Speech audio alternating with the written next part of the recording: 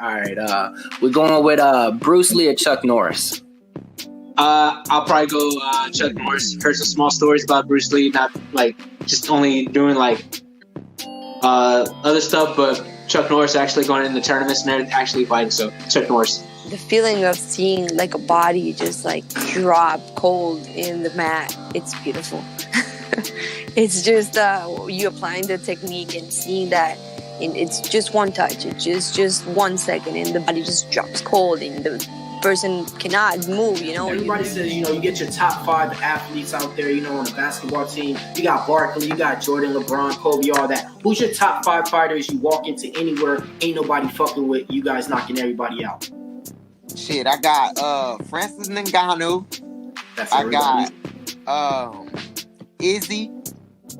I got Demetrius Johnson. And I got Kamaru Usman. Oh, I got one more? No, you included. You included. So. Nikes or Jordans?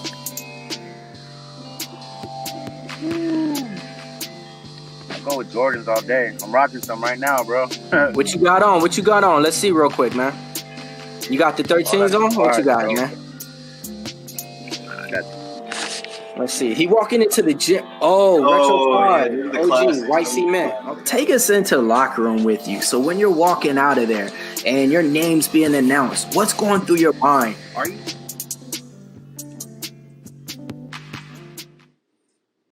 Currently 9-1 in the UFC. I mean, some people like to call her Casey. I like to call her King. We know her as King Casey. Let's welcome her to the show. Hi, how are you? How you doing today? Good, thank you.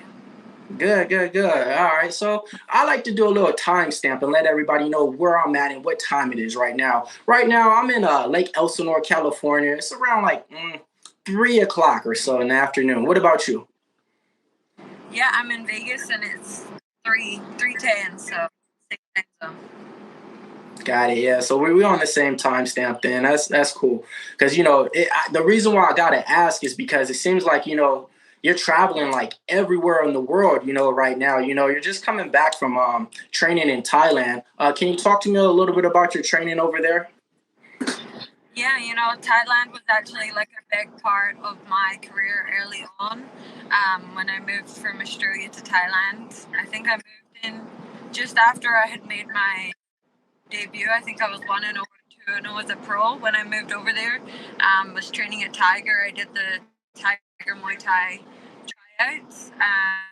You know, they wanted me to stay, so I ended up staying there, spending a good amount of time there and learning a lot about myself, and I loved it. And obviously when COVID hit, you know, I ended up in Vegas, but that was my first time going back out since, and it was good to see all my old coaches and all my old friends and everything, and, you know, get back to the training that they do over there. And it's just like much different vibe than anywhere else that you go in the world. Everyone who's there is like just there to train, cares so much about MMA, so you get like some great rounds.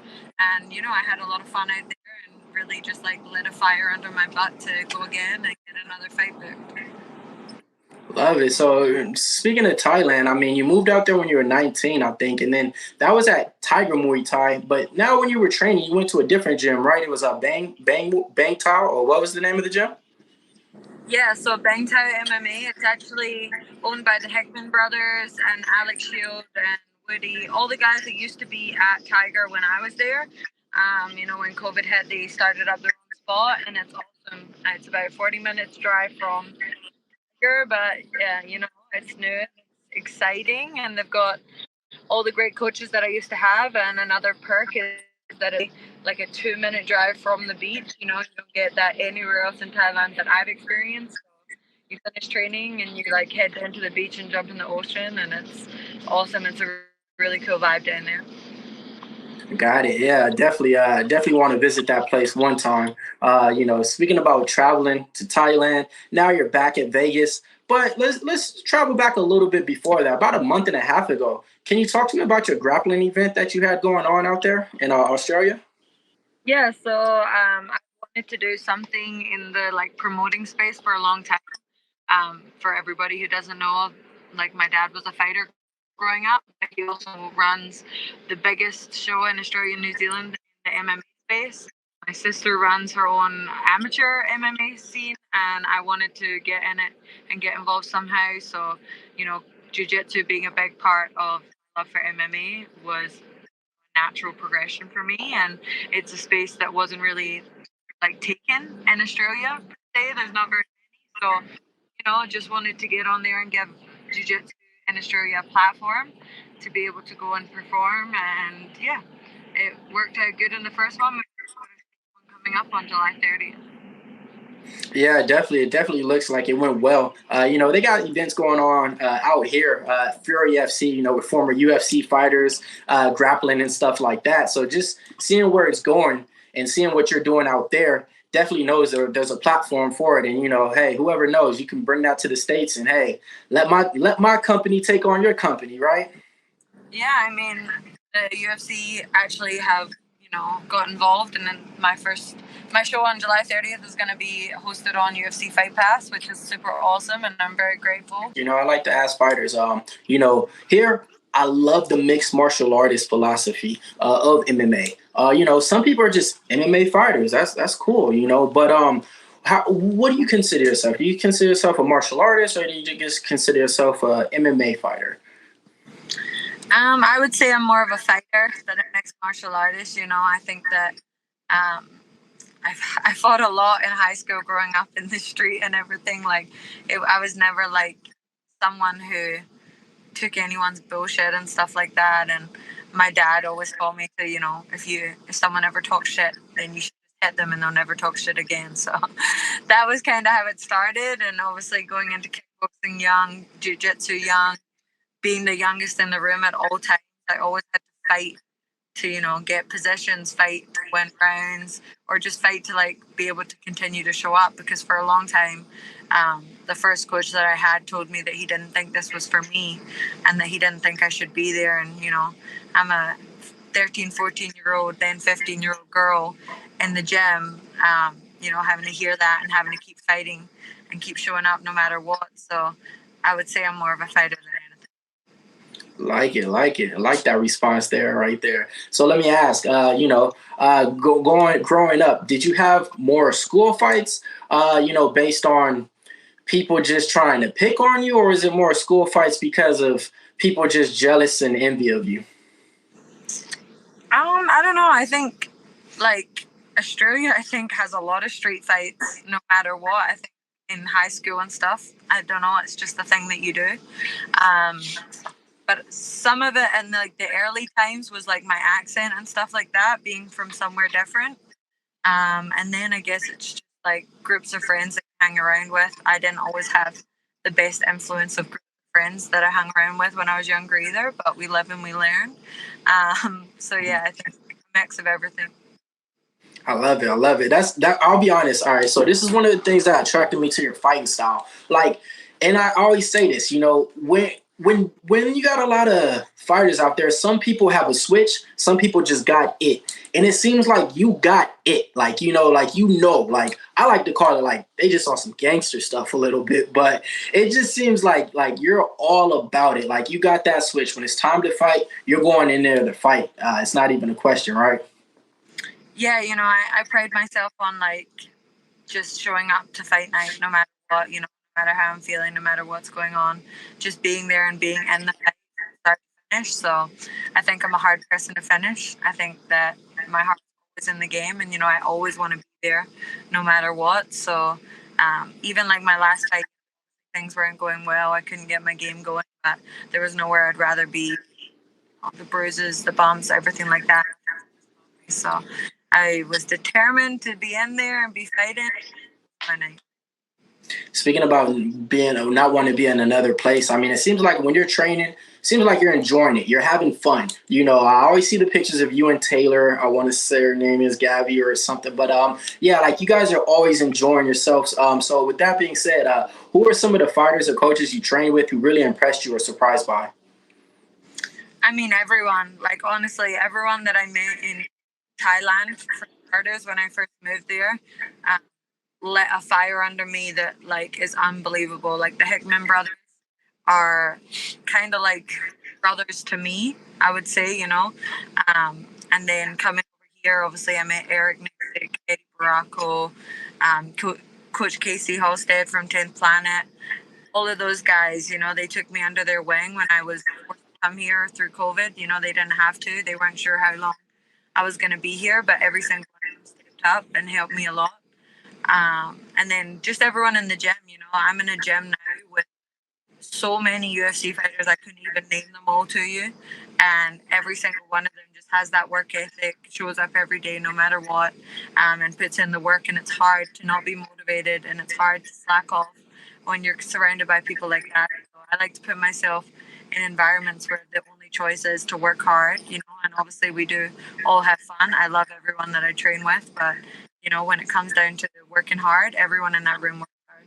I do this myself, and I don't even notice it though. But when I throw punches on the heavy bag and stuff, I notice I make noises, but I don't really notice it when I'm doing it. I notice you do the same thing. Have you ever been able to train, no, like honestly, train a whole segment, like a 25-minute segment strike without making those noises? No, I don't even think I've ever gone 25 minutes in my life without making a single noise. I like to talk a lot, so maybe the noises is just like white noise for me. But yeah, I make noise all the time. I think that you're just exerting the energy and making sure that you're hitting hard and trying your best. So I think that anybody who doesn't make noise is a little weird. I've never really met anybody who makes no noise. I would be surprised if there was someone. One thing I like to do, I like to reminisce sometimes about previous fights of yours or fighters that I talked to. And one of the fights that stuck out to me, I mean, it was a war. It was against Gina Cardello. What do you remember about that fight? It was a back and forth war. And for the people out there that hasn't seen that fight, and if you want to see a great Casey O'Neill fight, that's one to watch. Yeah, I think that was kind of like a resurgence of me in a way. I lost my first 2 amateur fights and went away for 2 years, moved gyms, started training with a different coach, and, really had to assess whether this was right for me or not. And that fight was the first one that I had back after that 2-year break. And I fought with like a lot of emotion, and obviously, that one meant a lot to me. It was, am I going to continue to do this, or am I going to give up on it like everybody says I should?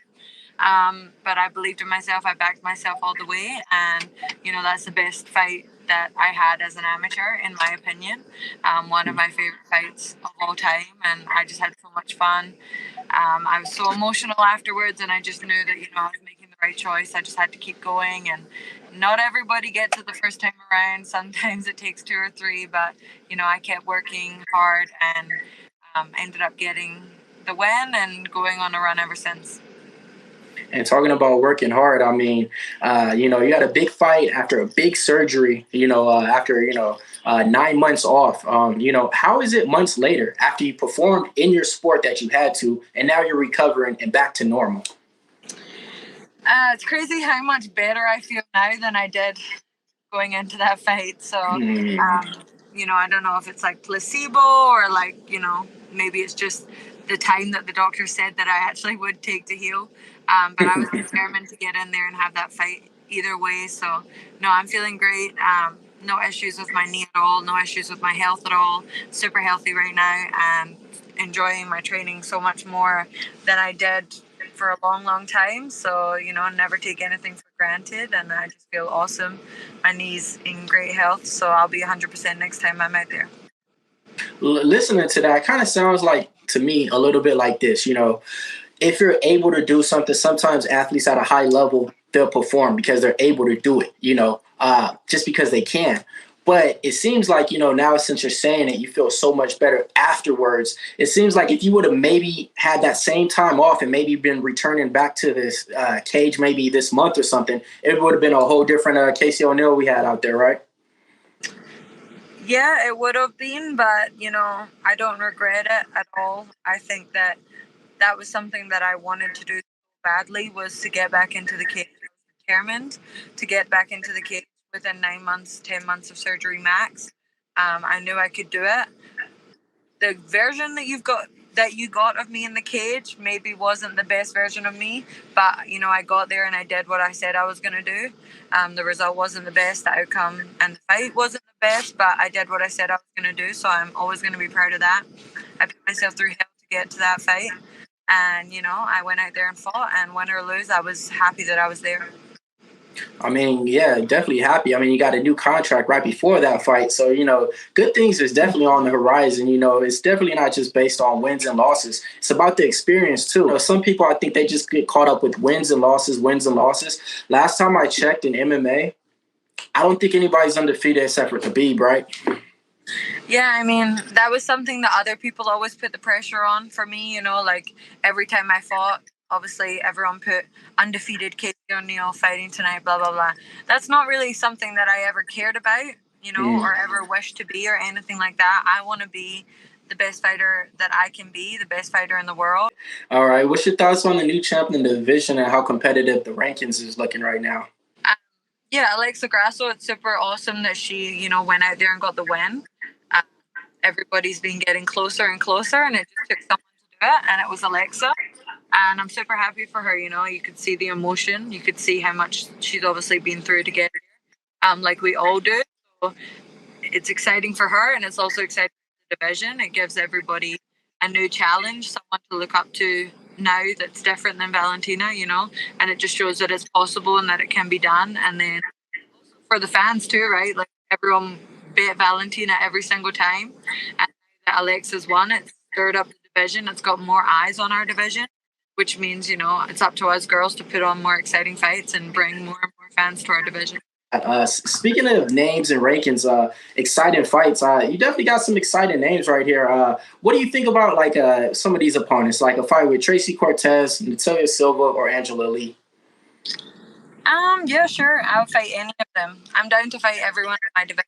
I've always said that, you know, until I get to the top, I want to take everybody out. So one by one, whoever put in front of me.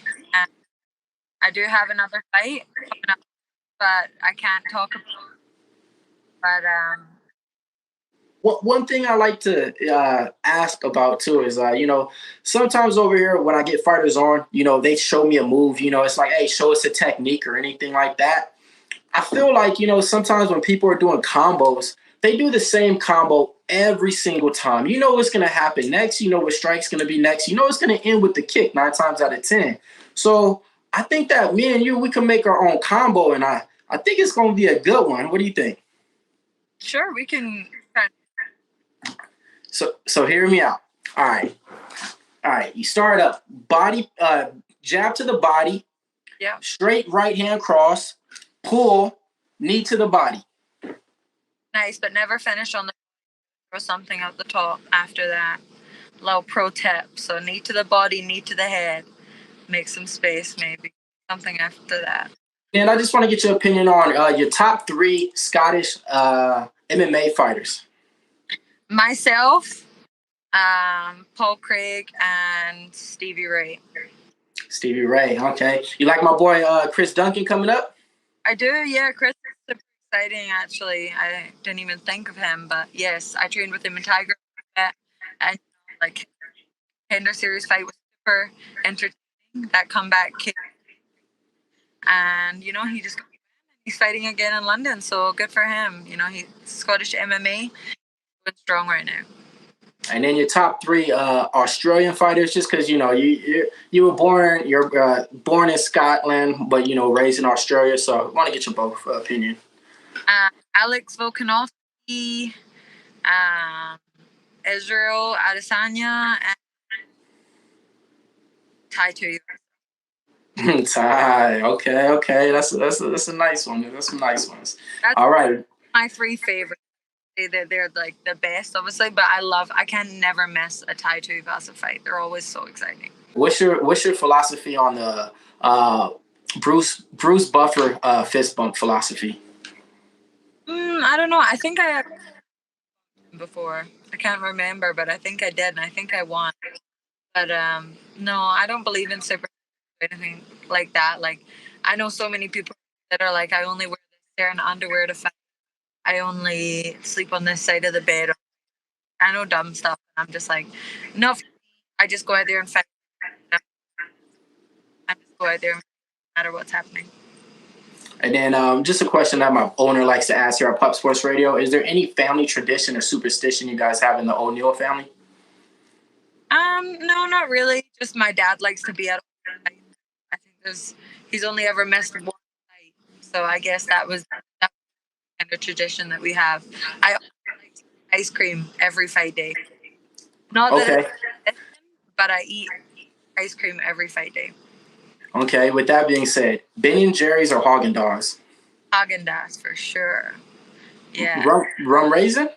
No, the adult caramel one. Okay. Richie, is that how you say it?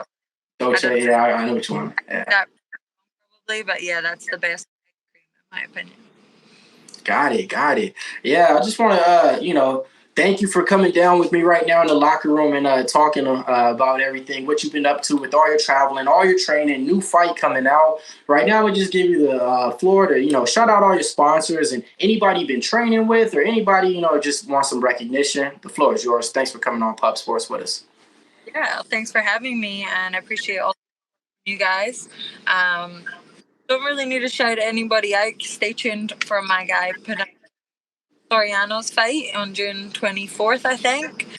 Tyler Guerder's fight August 5th, 12th on UFL, and then my girl Taylor coming up as well. She's going to have a fight in July. So, yeah, make sure you keep an eye out for all of them.